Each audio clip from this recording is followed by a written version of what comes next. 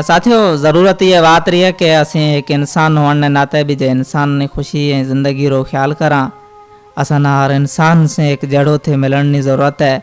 बाकी जेकॾहिं साथियों असें पैसे वाला री इज्जत करसां ऐं ग़रीबां से हथ भी किने मिलाऊं तो पछे ज़ाहिर है इंसानियत भी अणलब थे जासे। साथियों पैसो सब कुछ कोने, पैसो माण्हू री हैसियत तो बदलाए सके तो मगर औकात हरगिज़ नथो बदलाए सके।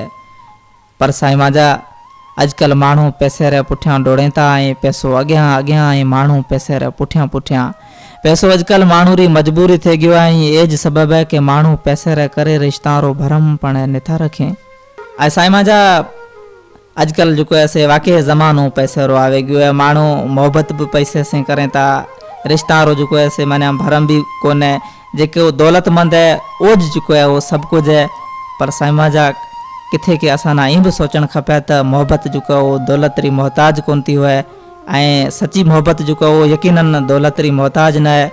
पर जेकॾहिं आपे अजकल जोसां सच्ची मोहब्बत ना त अंगुड़ियां मथे सामेन सारण जिता माण्हू से जो ये सच्ची मोहब्बत रो भरम रखसे।